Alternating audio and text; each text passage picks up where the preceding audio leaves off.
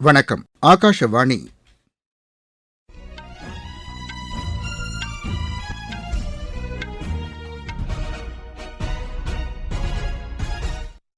செய்திகள் வாசிப்பவர் ரெங்கநாதன். தலைப்புச் செய்திகள். இஸ்ரேல் பிரதமர் திரு பெஞ்சமின் நெத்தன்யாகுவுடன் தாம் நடத்திய பேச்சுகள் ஆக்கப்பூர்வமாக அமைந்திருந்ததாக பிரதமர் திரு நரேந்திர மோடி தெரிவித்துள்ளார். சுயசார்பு இந்தியா திட்டத்தின் கீழ் பாதுகாப்பு தளவாட உற்பத்தியை விரிவுபடுத்த மத்திய அரசு உறுதிபூண்டுள்ளதாக பாதுகாப்புத்துறை அமைச்சர் திரு ராஜ்நாத் சிங் கூறியுள்ளார். நாட்டின் கலாச்சாரம் மற்றும் படைப்பாற்றல் கட்டமைப்பை மேம்படுத்துவதற்காக மத்திய கலாச்சார அமைச்சகம் புரிந்துணர்வு ஒப்பந்தம் ஒன்றை செய்துள்ளது. அணு ஆயுத பரவல் தடை தொடர்பாக ஜெனீவாவில் சமரச பேச்சுவார்த்தை நடத்தும் அதிகாரிகளை அமெரிக்கா நிர்பந்திப்பதாக ஈரான் குற்றம் சாட்டியுள்ளது. நெதர்லாந்தில் நடைபெற்று வரும் சர்வதேச ஜூனியர் பேட்மிண்டன் போட்டியில் இந்தியாவின் தேவ் ருபரேலியா இரண்டாவது சுற்றுக்கு முன்னேறியுள்ளார். இனி விரிவான செய்திகள்.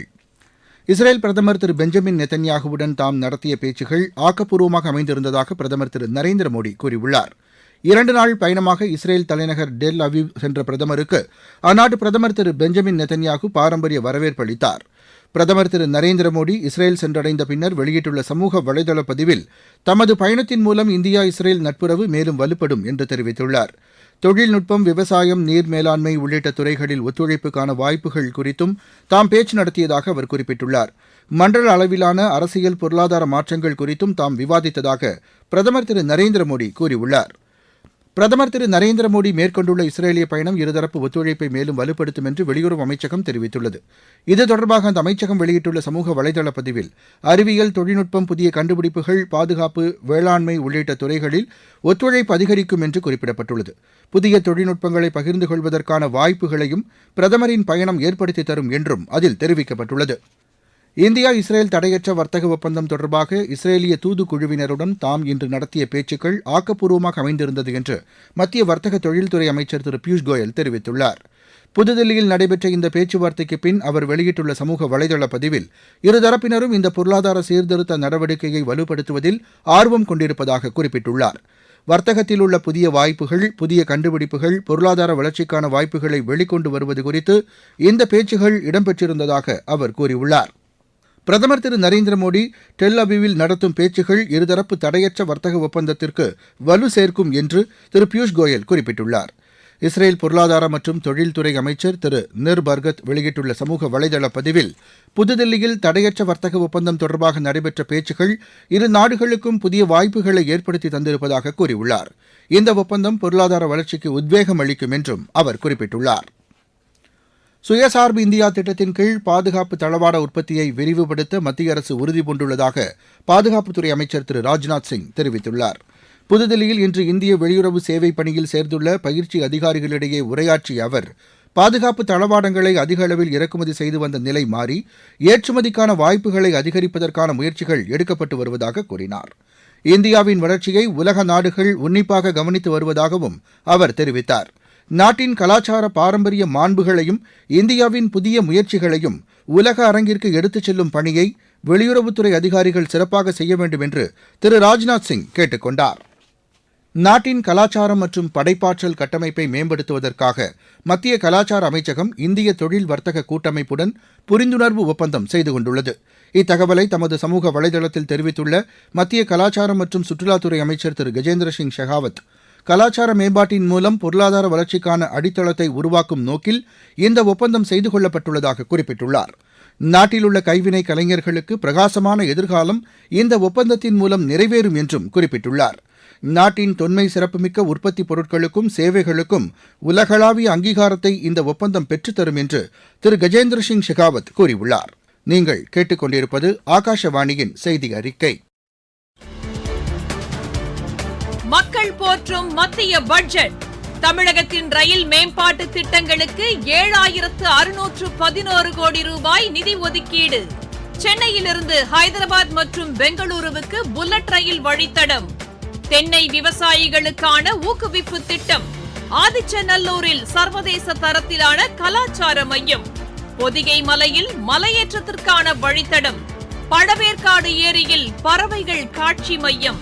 மாவட்டம் தோறும் மகளிர் விடுதிகள். தமிழகம் மட்டுமின்றி நாடே போற்றும் மத்திய பட்ஜெட். வளர்ச்சியடைந்த இந்தியாவிற்கான பயணத்தில் மோடி அரசு தொடரும் சீர்திருத்த நடவடிக்கைகள்.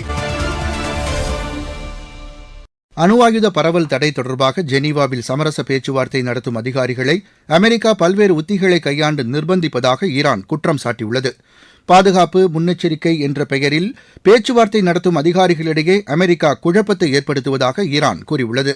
தங்கள் எல்லைப் பகுதியில் 10 ஆண்டுகளுக்கும் மேலாக அமெரிக்காவின் போர்க்கப்பல்கள், விமானப்படைகள் அதிக அளவில் நிறுத்தப்பட்டிருக்கும் நிலையில் அந்நாடு கடுமையான எச்சரிக்கைகளை விடுத்து வருவதாகவும் ஈரான் தெரிவித்துள்ளது.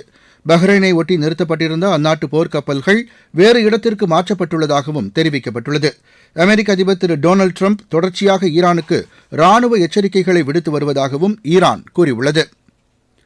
தேசிய திறன் தகுதி குழுவின் 47வது கூட்டம் புதுதில்லியில் இன்று நடைபெற்றது. இதுகுறித்து மத்திய திறன் மேம்பாடு மற்றும் தொழில் முனைவோர் அமைச்சகம் வெளியிட்டுள்ள செய்திக்குறிப்பில், திறன் தகுதியை நிர்ணயிப்பதற்கான பல்வேறு தரப்பினரின் ஆலோசனைகளும் தேசிய தொழிற்கல்வி மற்றும் பயிற்சி கவுன்சிலின் ஆய்வுக்கு எடுத்துக் கொள்ளப்பட்டிருப்பதாக தெரிவிக்கப்பட்டுள்ளது. தற்போதுள்ள திறன் தகுதி நிர்ணய அளவீடுகள் குறித்தும் விவாதிக்கப்பட்டதாக அதில் கூறப்பட்டுள்ளது. செயற்கை நுண்ணறிவு தொழில்நுட்பம், பன்முக திறன் மேம்பாடு ஆகியவற்றை தகுதி நிர்ணயம் செய்வதற்கான வழிமுறைகள் குறித்தும் ஆராயப்பட்டதாக அமைச்சகம் வெளியிட்டுள்ள செய்திக்குறிப்பில் தெரிவிக்கப்பட்டுள்ளது. உள்ளாட்சி அமைப்புகளுக்கான தேர்தல் நடைமுறைகளையும் நாடாளுமன்ற மற்றும் சட்டப்பேரவை தேர்தல் நடைமுறைகளையும் ஒருங்கிணைப்பது குறித்து தலைமை தேர்தல் ஆணையம் ஆய்வு செய்து வருகிறது. இது தொடர்பாக தேசிய அளவிலான பிரகடனத்தை தயாரிக்கும் பணியில் தேர்தல் ஆணையமும் மாநில தேர்தல் அதிகாரிகளும் ஈடுபட்டுள்ளனர். புதுதில்லியில் நடைபெற்ற வட்டமேஜை மாநாட்டில் வெளிப்படைத்தன்மையுடன் ஜனநாயக முறையில் தேர்தல் நடைபெறுவதை மேலும் உறுதி செய்வதற்கான முயற்சிகள் குறித்தும் அவர்கள் ஆலோசனை மேற்கொண்டுள்ளனர். இதனிடையே தேர்தல் ஆணையம் வெளியிட்டுள்ள செய்திக்குறிப்பில், தேர்தலுக்கான தகவல் தளங்களை மேலும் எளிமையாக்குவது, மின்னணு வாக்குப்பதிவு இயந்திரங்கள் மற்றும் வாக்காளர் பட்டியலில் மேற்கொள்ளப்பட வேண்டிய சீர்திருத்தங்கள் குறித்தும் விவாதிக்கப்பட்டதாக தெரிவிக்கப்பட்டுள்ளது. தமிழகம் மற்றும் புதுச்சேரி சட்டப்பேரவை தேர்தலுக்கான முன்னேற்பாடுகள் குறித்து ஆய்வு செய்வதற்காக தலைமை தேர்தல் ஆணையர் திரு கியானேஷ்குமார் தலைமையிலான குழுவினர் இன்று சென்னை வந்தனர். பின்னர் இக்குழுவினர் புதுச்சேரி சென்று தேர்தலுக்கான ஏற்பாடுகள் குறித்து ஆலோசனை மேற்கொண்டனர். நாளை சென்னை திரும்பும் இக்குழுவினர் அரசியல் கட்சிகளின் பிரதிநிதிகள் மற்றும் அதிகாரிகளுடன் 2 நாட்கள் ஆலோசனை மேற்கொள்கின்றனர். சென்னை தரமணியில் அமைந்துள்ள உணவக மேலாண்மை சமையல் கலை நிறுவனத்தில் பயில்வோருக்கு அதிக அளவு வேலைவாய்ப்பு உள்ளதாக அந்நிறுவனத்தின் பேராசிரியர் யூஜின் கூறியுள்ளார். இந்த நிறுவனத்தில் பயில்வோருக்கு மத்திய அரசின் கல்வி உதவித்தொகை வழங்கப்பட்டு வருவதாகவும் அவர் தெரிவித்தார். BSc hospitality and hotel administration வந்து ஐஹெச்எம், அதாவது இன்ஸ்டிடியூட் ஆஃப் ஹோட்டல் மேனேஜ்மெண்ட், இதில் இருக்குது. Central government institution. 12th முடிச்சுட்டு எந்த ஸ்ட்ரீமில் படித்தாலும் நமக்கு இங்கே அட்மிஷன் பெற்றுக்கொள்ளலாம். இதுக்கு வந்து என்சிஹெச்எம் ஜேஇ அப்படின்ற ஒரு என்ட்ரன்ஸ் எக்ஸாமினேஷன் நம்ம எழுதணும். இதில் எழுதி ஆல் இண்டியா ரேங்கிங் மூலமா நமக்கு வந்து அட்மிஷன் வரும். இது சேர்றதுக்கு ஏஜ் லிமிட் கிடையாது. நம்ம நியூ எஜுகேஷன் பாலிசி இங்கே ஃபாலோ பண்ணுறதுனால 12th கம்ப்ளீட் பண்ணியிருக்கிற யாருனாலும் இதில் படிக்கலாம். ஆன்லைனில் அப்ளிகேஷன் மார்ச் 24க்குள்ளார ஃபில் பண்ணி நம்ம சப்மிட் பண்ணணும். ஏப்ரல் எண்டில் வந்து இதுக்கான எக்ஸாமினேஷன் நடக்கும். இது மூலியமாக தான் நமக்கு அட்மிஷன் இருக்கும். ஏன்னா இது சென்ட்ரல் கவர்மெண்ட்டே வந்து நடத்துகிற ஒரு என்ட்ரன்ஸ் எக்ஸாமினேஷன். நிறைய ஸ்காலர்ஷிப்ஸ் இருக்குது. SC/STக்கான ஸ்காலர்ஷிப் இருக்குது, OBCக்கான ஸ்காலர்ஷிப் இருக்குது. டேடுகோ மூலியமாக வரோம் அப்படின்னா அதுக்கும் ஒரு ஸ்காலர்ஷிப் இருக்குது. இப்படி எல்லா ஸ்காலர்ஷிப்ஸுமே நம்ம ஈஸியாக அவைல் பண்ணிக்கலாம். நெதர்லாந்தில் நடைபெற்று வரும் சர்வதேச ஜூனியர் பேட்மிண்டன் போட்டியில் இந்தியாவின் தேவ் ருப்பரேலியா 2வது சுற்றுக்கு முன்னேறியுள்ளார். 19 வயதுக்குட்பட்டோருக்கான ஆடவர் ஒற்றையர் பிரிவு முதல் சுற்று ஆட்டத்தில் அவர் 21-15, 21-18 என்ற செட் கணக்கில் லித்துவேனியாவின் ரோகாஸ் லெசின்ஸ்காஸை வென்றார். சாமுவேல் தமாங்கும் 2வது சுற்றுக்கு முன்னேறியுள்ளார். சிங்கப்பூரில் நடைபெற்று வரும் சர்வதேச சேலஞ்ச் பேட்மிண்டன் போட்டியில் இந்தியாவின் பிரியான்ஷு ரஜாவத் 2வது சுற்றுக்கு முன்னேறியுள்ளார். ஆடவர் ஒற்றையர் பிரிவு முதல் சுற்று ஆட்டத்தில் அவர் 21-4, 21-13 என்ற செட் கணக்கில் கனடாவின் டிமோத்தி லாக்கை வென்றார்.